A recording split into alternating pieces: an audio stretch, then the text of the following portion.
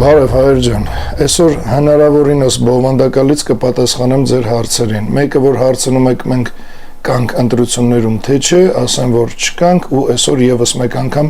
կբացատրեմ թե ինչի։ Ու մեկ էլ հարցնում եք, եթե Լույսի բանակը չի մասնակցում ընտրություններին, ապա ում խորհուրդ կտաք որ ընտրենք։ Հայր ջան, այս վիդեոից հետո ձեր բոլոր այդ հարցերը իրենց հիմնավորված պատասխանները կստանան, բայց մինչև այդ թույլ տվեք մի հատ եւս կարևոր հարցի անդրադառնամ։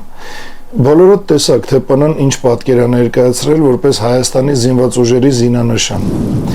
Ես իմ Facebook-ում եմ գրել, բայց մի հատ էլ սենց ասեմ։ Եթե հիշում եք, մի քանի տարի առաջ ես ներկայացրեցի Հայաստանի Հանրապետության զինանշանի իմ տարբերակը։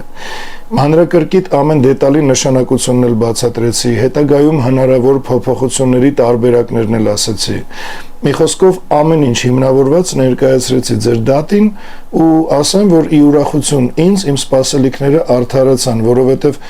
առաջարկածս զինանշանը տեսնողների 80-90%-ը հավանեցին ու ընդունեցին։ Հիմա ես ներկայացրեցի նաև Հայաստանի ՊՆ զինանշանի իմ տարբերակը ու քանի որ այս իշխանությունները մտադիր են փոխել, ապա պետքա փոխեն գոնե ճիշտ տարբերակով։ Նախ ոչ ՊՆ-ն, ոչ որևէ այլ պետական կառույց իրավունք չունի փակ սենյակներում մի քանի հոգով ինքնագլուխ նստեն որոշեն, թե ինչ տեսք պետքա ունենա Հայաստանի պետական նշանակության որևէ սիմվոլ կամ զինանշան։ Ամենակիչը պետք է հայտարարվի մրցույթ գերալդիկայի մասնագետների ու փորձագետների կողմից զինանշանների տարբերակներ ներկայացնելու համար։ Հետո դրանցից մի քանիսը պետք է հանրային կերպով անցնեն պաշտոնական քվեարկություն ու նոր վերջնական որոշվի, թե որ զինանշանը պետության որ կառույցը պետք է ներկայացնի։ Ու կապ չունի դա Հայաստանի Հանրապետության զինանշանն է, զինված ուժերի զինանշանն է, թե ոստիկանության։ Ու հիմա իմ ունեցած գիտելիքների վրա հիմնվելով ես հանրայնացրել ու առաջարկել եմ զինված ուժերի զինանշանի իմ տարբերակը։ Այս դեպքում եւս այս զինանշանը տեսնող մարդկանցից 80-90%-ը իրենց հավանությունը տվել են, բայց կան մարդիկ, որոնք իրենց գիտելիքների սահմաններում գրել են իրենց նկատողություններն ու ուղումների խորհուրդները, որոնցից մեկը խաչն է։ Ասում են, որ ըստ կրոնական կանոնների խաչը չպետք է ձախ ձեռքում լինի։ Այո, ճիշտ են, բայց այդտեղ կա մի հատ շատ կարևոր նյուանս։ Խաչը աջ ձեռքում պետք է լինի, եթե միաժամանակ զենք կամ տվյալ դեպքում թուրը բացակայում է։ Գերալդիկայի կանոնով էլ է տենց, որ խաչը ձախ ձեռքի մեջ կարա անցնի միայն այն դեպքում, երբ նաև ձեռքերում զենք տեղադրելու կարիքը կա։ Այսինքն առանց թրի, այո, պետք է լինի աջ ձեռքում խաչը, իսկ թրի արկայության դեպքում նորմալ է ու ճիշտ է, երբ խաչը պատկերվում է ձախ ձեռքում։ Սա կարծում եմ հասկանալի է։ Մեկնաբանություններ կան, որ անգամ չեմ էլ ուզում անդրադառնամ, այն որ վայ, բա Մասիսը ուր է, բախի Արցախ չկա, բա Վանը, բա Մուշը։ Ստիպված եմ նորից հիշեցնել, որ նախ սա ընդհանրապես զինված ուժերի զինանշանն է, ոչ թե Հայաստանի Հանրապետության։ Կարծում եմ գոնե սրա տարբերությունը հասկանալի է, բայց դրա հետ մեկտեղ էլ ասեմ, որ ինչպես Հայաստանի Հանրապետության զինանշանի իմ առաջարկած տարբերակում ուղիղ պատկերված է Մասիսը, տենց էլ Արարատ լեռան արկայությունը կա նաև ՊՆ-ի զինանշանի իմ առաջարկած տարբերակում, ուղղակի առանց կոնկրետ սարը պատկերելու։ Այսինքն Արծվի գլխավերևում Արտաշեսյանների դրոշի արևն է, այս որ տեսնում եք։ Իսկ այս դրոշը ծածանվել է հայկական աշխարհում հենց այն ժամանակահատվածում, երբ ենք եղել ենք ծովից ծով, այսինքն զինանշանի վրա որպես տարածքային ձգտում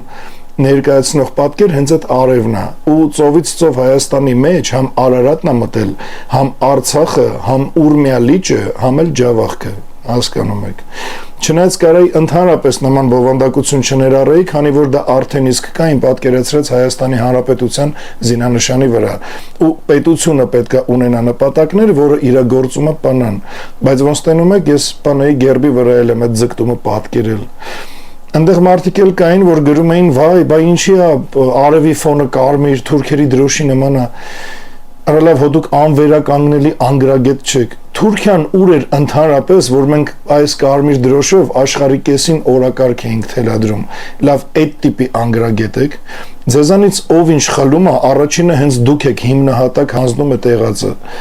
Իսրայելը մեր աստղը վերցրեց այդ 6 ծերանին, դրեց իր դրոշի վրա անունը դրեց Դավիթի աստղ։ Միանգամից անունը դրեցիք հրեական, ջհուդական։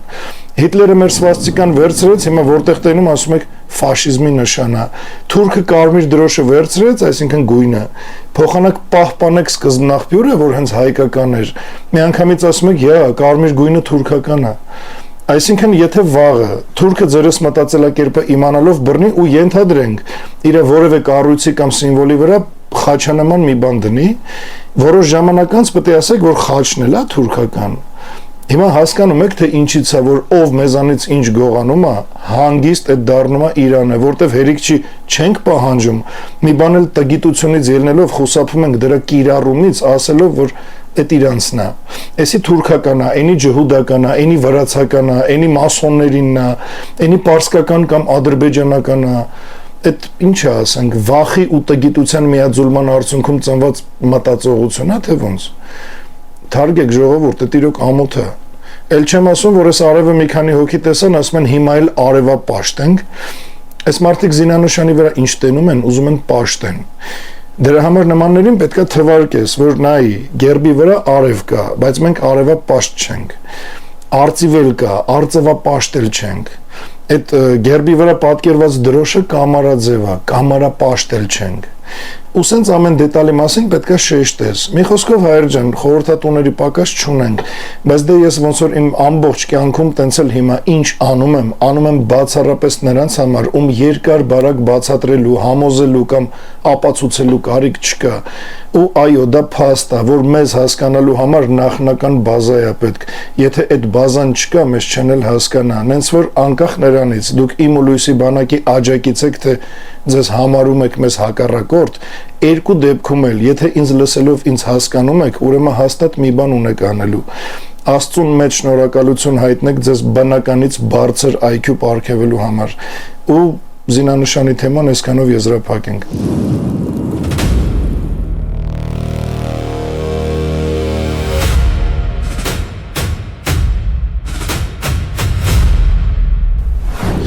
Ինչքան մոտենում է հունիսի 7-ը, այնքան հաճախ ենք ստանում նամակներ, որտեղ ձեզանից շատ-շատերը հարցնում են, թե ընտրացուցակում մենք որ համարն ենք։ Այդ հարցը մեզ ուղում եք գրեթե ամեն օր։ Իսկ այն մարդիկ, ովքեր տարիներով լսել են իմ ելույթները, դիտել են իմ տեսանյութերը, կարդացել են իմ հոդվածները, իրենք գիտեն, որ մենք ընտրություններին չենք մասնակցելու, ու մեր չմասնակցելու պատճառը բազմիցս ասել եմ, որ ես չեմ կարա ժողովրդին տարիներ շարունակ ասել, որ այս համակարգը չի լուծելու երկրի խնդիրները, իսկ հետո ինքս դառնամ այդ նույն համակարգի մասնակից։ Ասել եմ, որ մենք պայքարում ենք ոչ թե աթոռների վերաբաշխման, այլ պետության վերածննդի համար։ Երբ քաղաքական դաշտում բոլորը խոսում են, թե ով է գալու իշխանության, մենք խոսում ենք նրա մասին, թե ինչ պետություն պետք է կառուցենք վաղը։ Մեր համար հենց այդ հարցն է առաջնային, ոչ թե ընտրատեղամասերում աթոռի խաթր ձեն մուրալը։ Ասել ենք, որ ես երբեք չեմ պատրաստվում մարդկանց ասեմ մի բան, հետո ասեմ դրա հակառակը։ Եթե տարիներ շարունակ ես հայտարարել եմ, որ Հայաստանի ճգնաժամը շատ ավելի խորն է, քան հերթական ընտրական գործընթացը, ապա ես չեմ կարող հաջորդ օրը ձևացնեմ, թե բոլոր խնդիրների լուծումը հերթական քվեաթերթիկի մեջ է թաքնված։ Ու բոլոր նրանք, ովքեր թե ինձ անձնական նամակներով, թե մեր տելեգրամներին կամ մեյլին գրում են, որ ուզում են հենց մեզ տեսնել որպես իշխանություն, նախ շնորհակալ եմ վստահության համար, բայց նորից ասեմ, եթե որոշներին իշխանության գալու համար տրված է արտաքին կենտրոնների աջակցությունն ու հակահայկական համակարգով կազմակերպված ընտրությունների հնարավորությունը, ապա Լույսի բանակի ճանապարհն այլ է, միայն ու միայն հեղափոխություն։ Այ հեղափոխությունից հետո, երբ մենք կլինենք ժամանակավոր իշխանության, այդ ժամանակ մեր տեխնացությունը կդնենք ու կմասնակցենք ընտրություններին։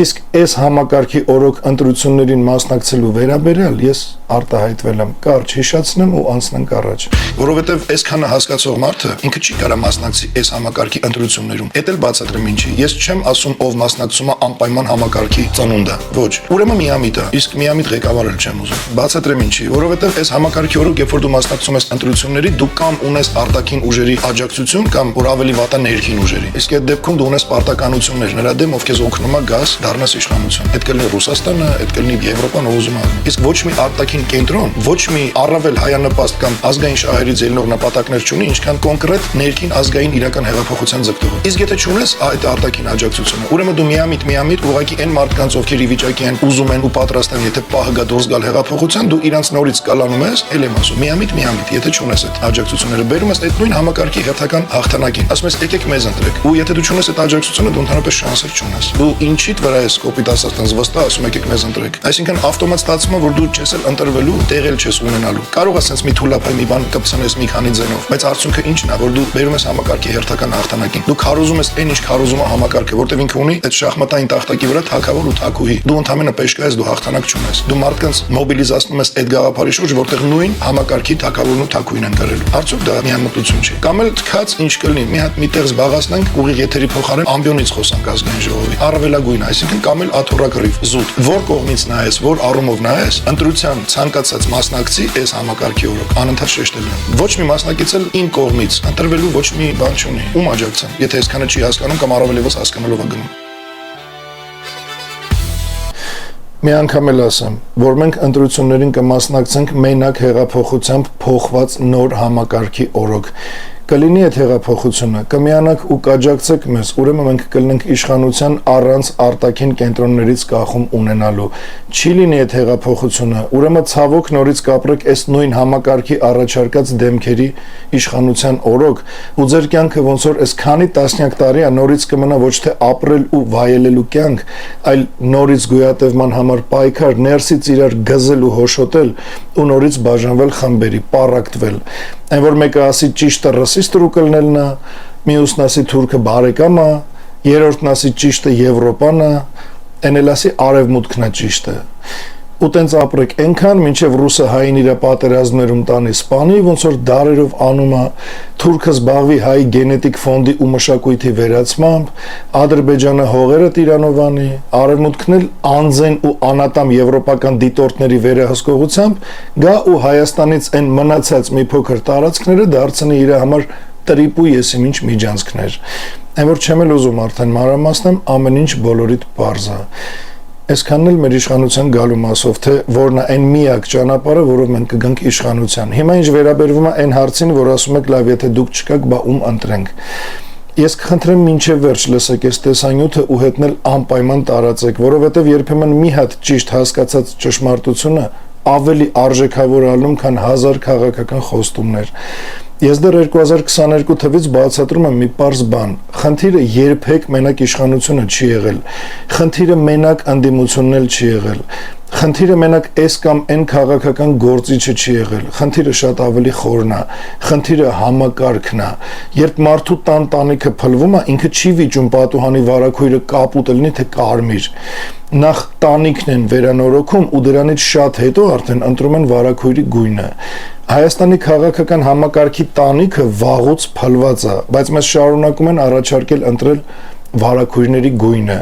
Հիմա նայեք, թե ինչա տեղի ունենում այս քաղաքական աբսուրդի կրկեսում։ Մեկը քննադատում է մյուսին, մյուսը մեղադրում է երրորդին, երրորդը խոստանում է փոխել առաջինին, առաջինը խոստանում է կանխել երկրորդին։ Ու այս ամբողջ քաղաքական դաշտը վերածվում է անverջ վեճի։ Դառնում է ոչ թե քաղաքական դաշտ, այլ քաղաքական դաշտավայր։ Ես կասեի արոտավայր։ Հայաստանում վաղուց քաղաքական դաշտ չկա ու հիմա, եթե բամբասանքներից ու ամենօրյա դատարկ լոլոներից դուրս մի քաղաքական միտք էլ լսում եք,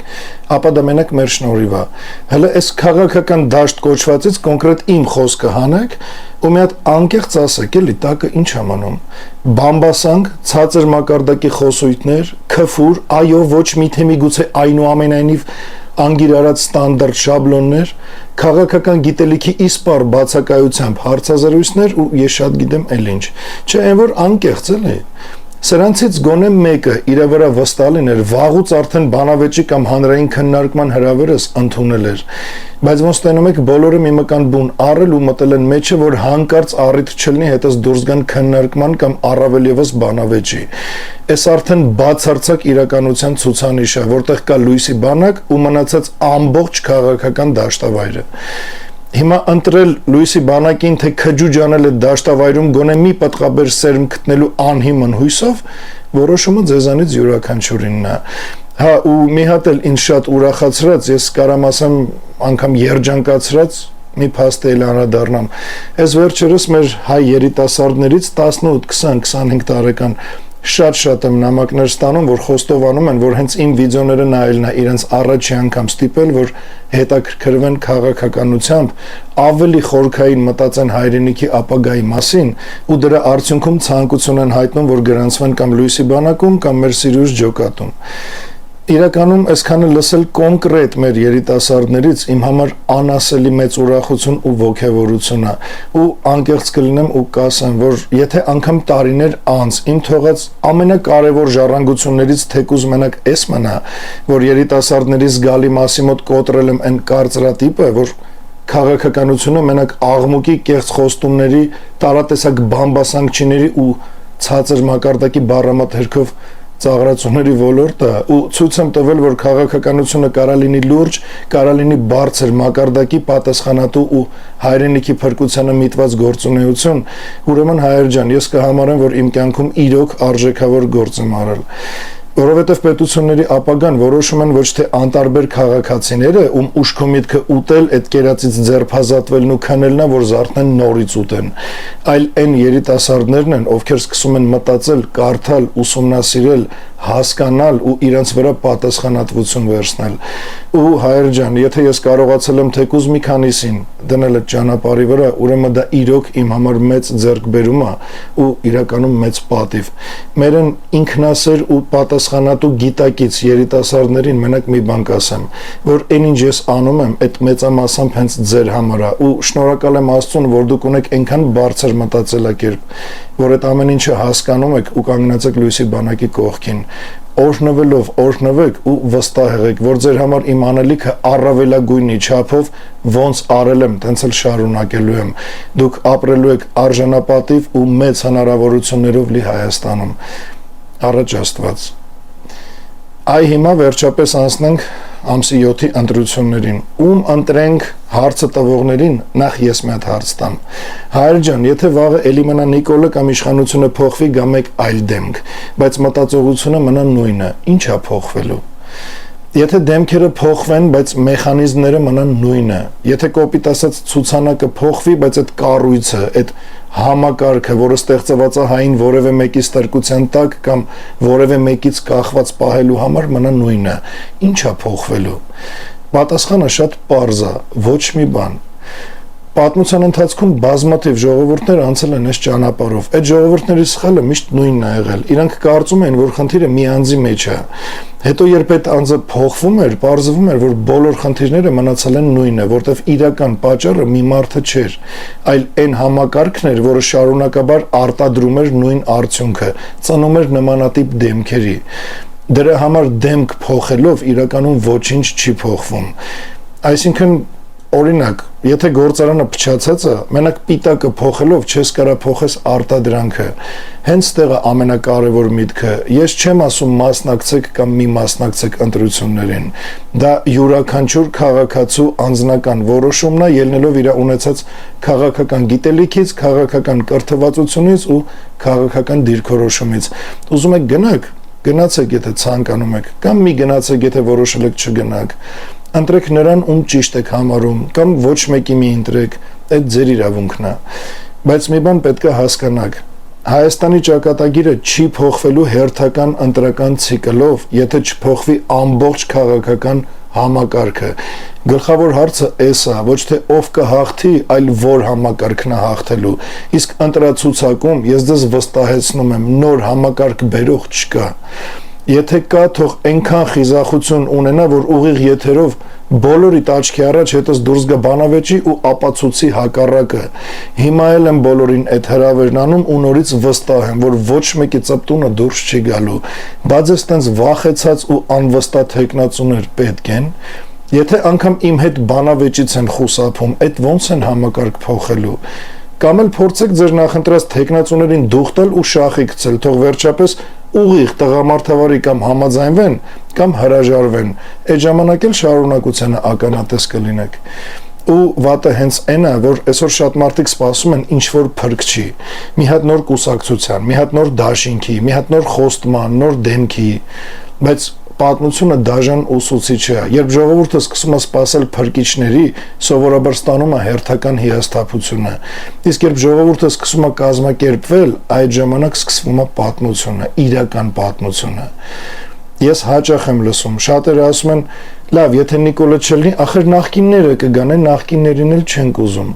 Հետո լսում եմ մյուսը, որ ասում են, ախր եթե նախկիններին չընտրենք, Նիկոլն է մնալու, կամ եթե մյուսները չլինեն, երրորդներն են գալու ու տեն շարունակ։ Ու ես մտածում եմ, լավ, քանի անգամ պետքա նույն շրջանը կրկնենք, որ հասկանանք, որ խնդիրը հենց այդ շրջանի ներսում է, հենց այդ դեմքերի մեջ է։ Դու կարաս անverջ դերասաններին փոխես, բայց եթե բեմադրությունը նույնն է, սցենարն ու նպատակը նույնն է, ներկայացումն էլ նույնը մնալու ուղղակի ուրիշ դերասաններով։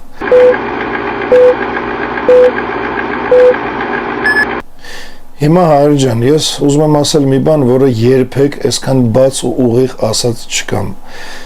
բայց հասկացողը հաստատ կհասկանա ու իր տեղը կգտնի իր ճիշտ տեղում։ Տեսեք, ես նպատակ չունեմ բառացի օրեն բոլորին համոզելու։ Ես նպատակ չունեմ բոլորին նույն բանը 1000 անգամ բացատրելու։ Ես նպատակ չունեմ բոլորին դուր գալու կամ բոլորի հավանությունը ստանալու։ Ես դրա կարիքը չունեմ։ Հայաստանի ապագան ի օգուտ հայազգի որոշելու համար ինձ պետք չի ամբողջ բնակչությունը։ Ինձ պետք են մարդիկ, ովքեր հասկացել են խնդրի խորությունը, մարդիկ, ովքեր պատրաստ են պատասխանատվության, մարդիկ, ովքեր պատրաստ են գործի, պատրաստ են պայքարի, մարդիկ, ովքեր պատրաստ են կառուցելու, ստեղծելու ու երկրին տեր դառնալու, ոչ թե մենակ դժգոհելու, պաթոսային գրառումներ անելու կամ դատարկ տեղի վրա ծակ պրոֆեսորություն անելու։ Ես բազմիցս ասել եմ, ինձ պետք է ընդամենը 70,000 մարդ, ոչ թե 700,000, ոչ թե 2 միլիոն, ոչ թե բոլորը, այլ ընդամենը Հայաստանի բնակչության 3-ից 4%։ Ընդամենը 70,000 գիտակից, կազմակերպված, նպատակասլաց, հավատարիմ, հայ գենը կրող, հայ էություն ունեցող պատասխանատու մարդ։ 70,000 մարդ, ովքեր հասկացել են, որ պետությունը Facebook-յան գրառումներով, մեկնաբանություններով, բլոգերների վերլուծություններով, արհեստական բանականությամբ վիդեո կամ նկար սարքելով չի փոխվում։ 70,000 մարդ, ովքեր հասկացել են, որ պատմությունը դիտորդներով ու դիտորդների համար չի գրվում։ 70,000 մարդ, ովքեր պատրաստ են վերցնել իրենց բաժին պատասխանատվությունը այս երկիրը ստրկությունից, պարտություններից ու խայտառակությունից ազատելու համար, որ ազգը ոչ թե դարերով կռիվ տա մենակ գոյատևելու համար ու արանքում էլ այս ամբողջ դժբախտության մեջ մի փոքր քեֆի առիթ փախցնի ու արդյունքում էլ դառնա 5 կամ 20,000 դրամով ձեն վաճառող, այլ որ այդ ազգը վերջապես բարձրացնի իր կյանքի ու մտածողության մակարդակը,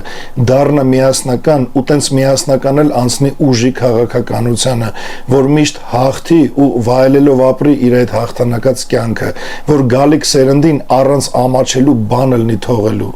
Եթե դուք այդ 70,000-ից մեկը չեք, ապա հանգիստ կարաք մտահոգվեք ընտրություններով, ունենաք թեկնածու, գնաք ընտրեք հույս ունենալով, որ երկիր եք փրկելու։ Իսկ եթե դուք հենց իմ ուզած 70,000-ից մեկն եք, ապա ոչ անհանգստացեք այս ընտրություններով, ոչ փորձեք որևէ մեկին ընտրել, ոչ մտահոգվեք առհասարակ Նիկոլը կմնա, թե Քոչարյանը կգա կամ չգիտեմ ընդեղ ով կա, Սամվել Կարապետյանն է, թե մեկ այլ թեկնածու։ Քանի որ վերածննդի շարժման համար լույսի բանակի իմ,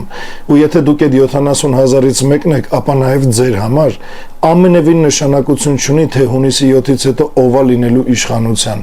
Մեկը վերածննդի շարժումը վաղ թե ուշ իրականանալու է, ու ով էլ լինի այդ աթոռին նստած այս համակարգից, մերժվելու է գնա։ Ուստի միակ բանը, ինչի մասին պետք է մտածեք, այդ ազգային համախմբման արդյունքում վերածննդի շարժումն իրականացնելն է։ Պատրաստ եղեք կազմակերպված աշխատանքի, պատրաստ եղեք երկար ու դժվար ճանապարհի, պատրաստ եղեք իրական համակարգային փոփոխության պայքարին, ոչ թե հերթական իշխանափոխությանը, ոչ թե հերթական քաղաքական շոուին, ոչ թե հերթական հիասթափությանը, այլ պետության վերակառուցմանը։ Ու ես ասում ու զգուշացնում եմ հիմիկվանից, ընտրությունների արդյունքը ոչ մի ձևով չի ազդելու վերածննդի շարժման ընթացքի վրա։ Նիկոլը կմնա, թե իշխանության կգա ցանկացած այլ դեմք, վերածննդի շարժումը լինելու է, ու ով էլ իշխանության եղավ, հիմիկվա թեկնածուների հետ մեկտեղ մերժվելու է, որպես սեփական շահերը հետապնդելու խաթր համակարգի մաս դառնալու համար։ Ու նորից եմ ասում, դրա համար ինձ պետք չի ողջ բնակչությունը կամ համայն հայությունը։ Ինձ պետք է ընդամենը 70,000 գիտակից ու պատրաստակամ հայ մարդ։ Ու դուք կտենաք ոնց է Հայաստանը դառնում երկիր, որի անունը տալուց ոտքի են կանգնում։ Ու նման երկրի պատմություն կերտողը լինելու եք հենց դուք մեր հետ միասին։ Այն 70,000-ըդ, որ կաք, որ մնում է մենակ մեկ տեղվենք ու համախմբվենք։ Ու վստահեցնում եմ ձեզ, որ այդ 70,000-ի մեջ արդեն իսկ կան համ գյուղացիներ, համ բժիշկներ, համ բլոգերներ, Երևանի ամեն թաղամասից մարդիկ, Հայաստանի մյուս բոլոր գյուղերի ու քաղաքների բնակիչներ, համ ոստիկաններ, համ հիմա պանայում աշխատող հայտարարեք ու կանայք, կամավորներ, հրամանատարներ, անգամ լրագրողներ ու ժամանակին միամիտ մեզ քննադատողներ։ Հավատացեք, շատ մարդիկ կան, շատերի հետ եմ խոսացել այսքան տարվա ընթացքում, ու այդ մարդիկ այսօր արդեն սպասում են մի թեթև կայծի, ու այդ կայծը լինելու է։ Ինձանից լիներ մենք վաղուց արդեն փողոցում կլինեինք, բայց իրական պայքարը մենակ ցանկությամբ չի կառուցվում։ Անցած տարի դրանում համ մենք, համ ձեզանից յուրաքանչյուրը համոզվեց։ Իրական պայքարը կառուցվում է մարդկանցով, կազմակերպվածությամբ, ռեսուրսներով, կառուցվածքներով, պատրաստվածությամբ։ Ու հիմա մենք քայլ առ քայլ այդ հիմքերը ստեղծում ենք, որ երբ պահը գա, ոչ թե պարզապես դուրս գանք, այլ կարողանանք իրական արդյունք ապահովել։ Հետևաբար իմ պատասխանը հարցին ում ընտրել հունիսի 7-ին շատ պարզ է։ Ես ձեզ որևէ թեկնածու չեմ առաջարկում, ես որևէ ցուցակ չեմ գովազդում, ես որևէ քաղաքական ուժի օգտին չեմ քարոզում։ Ես ընդամենը ասում եմ, որ ինչ էլ անեք, դուք ձեզ մի խաբեք, որ Հայաստանի բոլոր խնդիրները այդ օրը ձեր մի քվեով լուծվելու են, ում էլ ընտրեք չի լուծվելու, ով էլ հաղթի հաջորդ օրը արևը նույն տեղից է ծագելու, պարտքերը նույնն են մնալու, համակարգային խնդիրները նույնն են մնալու, պետական մտածողության ճգնաժամը նույնն է մնալու։ Այդ ամեն ինչը փոխվելու է մենակ շատ խորքային փոփոխությամբ, իսկ այդ խորքային փոփոխությունը բերելու է մենակ վերածննդի շարժումը, որտեղ յուրաքանչյուրիդ մասնակցությունը կենսական կարևորություն ունի։ Ուրեմն ոնց վերաբերվեք այս ընտրություններին, հանգիստ, սառը գլխով, առանց պաշտամունքի, առանց կուրության, առանց մոլերանդության, առանց պատրանքների, թող գան ու անցնեն, ոնց որ անցել են նախորդները, բայց դուք ձեր հայացքը պահեք ավելի հեռու, ավելի խորը, ավելի ռազմավարական, ավելի պատմական, որովհետև ժողովուրդները հաղթում են ոչ թե այն օրը, երբ քվեաթերթիկ են գցում արկղի մեջ, այլ այն օրը, երբ հասկանում են իրենց իրական խնդիրը ու սկսում են կազմակերպվել այդ խնդիրը լուծելու համար։ Ես համոզված եմ, որ Հայաստանը նոր ճանապարհի կարիք ունի, ոչ թե նոր կարգախոսի, այլ իրական նոր ճանապարհի, ոչ թե նոր խոստման, այլ նոր մտածողության, ոչ թե նույն համակարգի նոր դերասանի, այլ նոր համակարգի, ու այդ նոր ճանապարհը, այդ նոր մտածողությունն ու նոր համակարգը սկսվում է ազգային վերածննդից։ Ու եթե դուք այն մարդկանցից եք, ովքեր արդեն հասկացել են այս ամեն ինչը, ապա ընդամենը պատրաստ եղեք։ Պատրաստ եղեք այն օրվան, երբ պետք է ձեր տեղը զբաղեցնեք պատմության մեջ։ Պատրաստ եղեք այն պատասխանատվությանը, որից շատերը փախնում են։ Պատրաստ եղեք այն գործին, որի մասին շատերը խոսում են, բայց ոչ մեկ չի անում։ Ու եթե դուք այդ 70,000-ից մեկն եք, ապա հիշեք այս միտքը։ Մի ժողովուրդ կարա 1000 անգամ փոխի իշխանությանը ու իրականում դրանով ոչ մի բան չփոխի, բայց երբ ժողովուրդը փոխում է համակարգը, փոխվում է նաև իր ճակատագիրը, իր առօրյան ու իր կենսակերպը, ու Հայաստանի նոր հաղթական պատմությունը գրելու են ոչ թե սպասողները կամ դիտորդները, այն որ ասում են դե մի բան արեք, տենանք ինչ եք անում, նոր կմիանանք, դրանք դե բան են էլի, վերին արտից հորեն են, բան իրանք տենց էդի հետ, այլ նրանք, ովքեր հիմիկվանից արդեն պատրաստ են միանալ լույսի բանակին ու կանգնել կողքիս։ Նենց որ հայր ջան, թքած այս ընտրությունների վրա էլ, դրա արդյունքների վրա էլ մենք անելիք ունենք։ Մենք անպայման հանդիպելու ենք վերածննդի ճանապարհին ու ընտանիքի ամրությամբ թիկունքի տված կվերածնենք մեր սուրբ ու պատմական հայրենիքը հանուն մեր տատերի ու պապերի ու հանուն մեր երեխեքի։ Ու կարծում եմ ձեր հարցին, թե ում ընտրել ամսի 7-ին, ես պատասխանեցի։ Ընտրեք վերածննդի շարժումը, ընտրեք լույսի բանակին, ընտրեք ինքներդ ձեզ ձեր պայքարում, որովհետև ձեր փոխարեն, ձեր կյանքը, ձեր կենսակերպը, ձեր ոչ մի բանը ոչ մեկ չի փոխելու, ձեր գլխի ու երկրի տերը մենակ դուք եք։ Վերջում մենակ մի բան կասեմ, լույսի բանակը հանուն հայազգը հանուն լույսի բանակի, բոլորս հանուն հայրենիքի, այսքանը հայր ջան, լավ մնաք ու օրհնված լինեք բարձր սիրով ու իմաստությամբ։ Քո վախերի վրա խաղում են քո թշնամու ծառաները, քեզ առաջնորդ ներկայացող ծաղրացուները, ովքեր բեմադրում են ճար, իբր գիտեն քո ցավերը, բայց նրանք քո տան մեջ ներդրված գործակալներ են, իսկ դու նորից կույրի նման գնում ես նրանց հետևից ու տուժում են քո երեխաներն ու ծնողները։ Ստատվիր և կրկնիր մեզ հետ։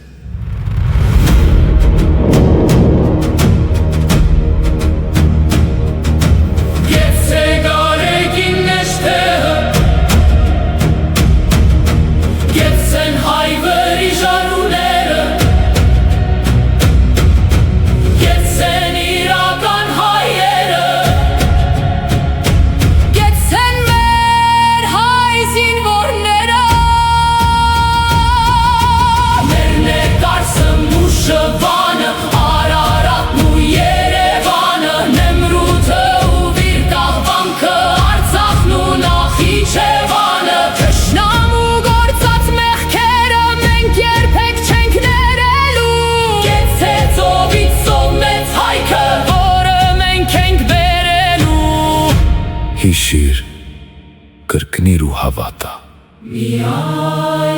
լույսի բանակ և առաջ Աստված։